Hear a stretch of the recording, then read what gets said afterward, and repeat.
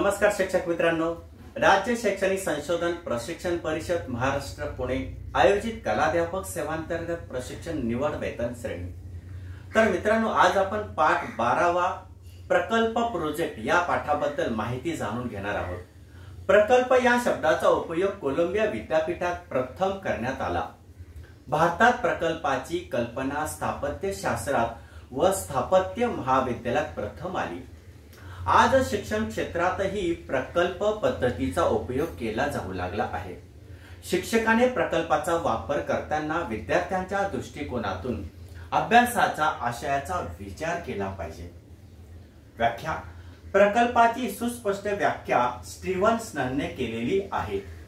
ती पुढील प्रमाणे: स्वाभाविक परिसरातून सहजतेने समस्यायुक्त कृती पूर्णत्वास नेणे म्हणजे प्रकल्प होय। डॉक्टर किलपॅट्रिकने प्रकल्पाची व्याख्या पुढील प्रमाणे केली आहे: सामाजिक परिसरामध्ये प्रगत होणारी आत्मप्रेरित व हेतुपूर्ण क्रिया म्हणजे प्रकल्प होय। थोडक्यात प्रकल्प म्हणजे एक प्रकारच्या अंतप्रेरणेने प्रेरित केलेले जीवानुभव प्रत्यक्ष जीवनामध्ये येणाऱ्या अनुभवांच्या उपयोगाच्या आधारे शिकवणे। प्रकल्प पद्धतीचे वर्णन बॅलर्ड यांनी असे केले आहे। प्रकल्पाची वैशिष्ट्ये: 1. प्रकल्पाद्वारे शिक्षण नैसर्गिक वातावरणात व नैसर्गिक पद्धतीने घेतले जाते। 2. प्रकल्पाद्वारे अध्ययन अध्यापनही होते। 3. एखाद्या गरजेतून कृती व प्रकल्पाची सुरुवात होते। 4.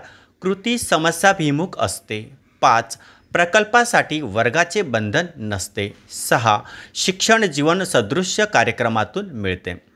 प्रकल्पाच्या पायऱ्या: प्रकल्पाच्या कार्यवाहीचे 3 प्रमुख टप्पे व पायऱ्या आहेत। 1. प्रकल्पाची तयारी, निवड आणि नियोजन। 2. प्रकल्पाची कार्यवाही। 3. प्रकल्पाचे मूल्यमापन व परीक्षण आणि अहवाल लेखन। प्रकल्पाची तयारी, निवड व नियोजन। प्रकल्पाच्या तयारीचे 2 भाग पडतात। 1. गरजेनुसार प्रकल्पाची निवड केली जाते। निवड करताना विद्यार्थ्यांच्या शिक्षकाच्या स्वतःच्या गरजा विचारात घेऊन तसेच क्षमतांचा विचार करून उपलब्ध साधनांचा विचार, वेळेचा विचार करून प्रकल्पाची निवड करावी।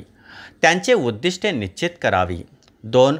योजनांची आखणी, नियोजन करणे। प्रकल्पाची निवड निश्चित केल्यानंतर तो कसा राबवायचा, साधने कोठून कशी मिळवायची, तो राबवताना कोणाकोणाचे सहकार्य घ्यायचे, कोणत्या वेळात कालावधीत प्रकल्प पूर्ण करावायची आणि आखणी करणे, त्या संदर्भात सविस्तर नियोजन करणे हा प्रकल्पाचा पहिला टप्पा होय।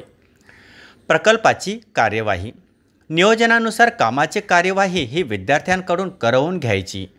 त्यासाठी शिक्षकाने फक्त मार्गदर्शन करावे। शिक्षक स्वतःच्या पातळीवर प्रकल्प करणार असेल तर स्वतःची प्रकल्पाची कार्यवाही करावी। सहकारी शिक्षकांची मदत घ्यावी। प्रकल्पाची कार्यवाही विद्यार्थ्याकडून करताना त्यांना कोणी कोणते काम करावायचे हे समजावून सांगणे आवश्यक असते। शिक्षकाने फक्त सूचना कराव्यात, हस्तक्षेप करू नये।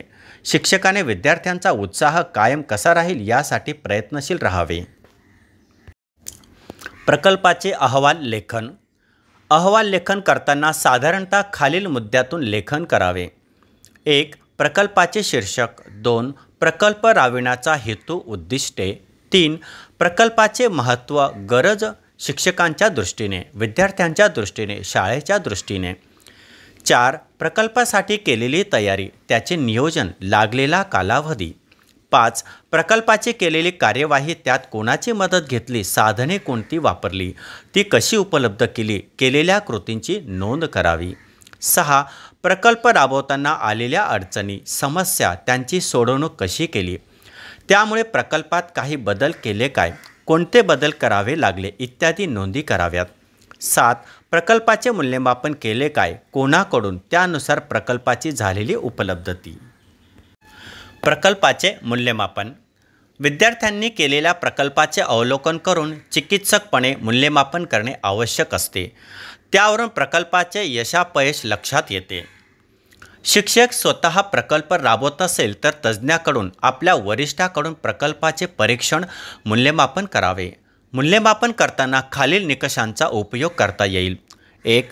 प्रकल्पाचा उद्देश व्यवहार्य व उपयुक्त आहे का ते पाहावे.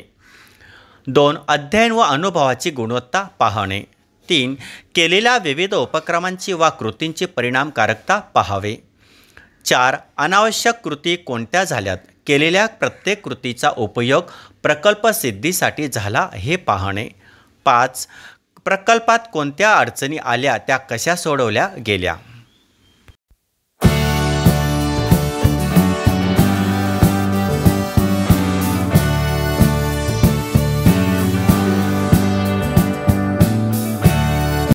तर शिक्षक मित्रांनो, आज आपण प्रकल्प पद्धती या महत्त्वपूर्ण पाठाबद्दल सविस्तर माहिती जाणून घेतली. या पद्धतीमुळे विद्यार्थ्यांमध्ये सक्रिय सहभाग, सर्जनशीलता, आत्मनिर्भरता आणि प्रॅक्टिकली शिकण्याची सवय निर्माण होते. शिक्षक म्हणून आपण विद्यार्थ्यांना अनुभवातून शिकण्याची संधी दिली पाहिजे, हेच प्रकल्प पद्धतीचे खरे सार आहे. शेवटी एवढेच म्हणेन, प्रकल्प हा केवळ शिकण्याचा मार्ग नाही, तर तो शिकवण्याचा अनुभव आहे. धन्यवाद.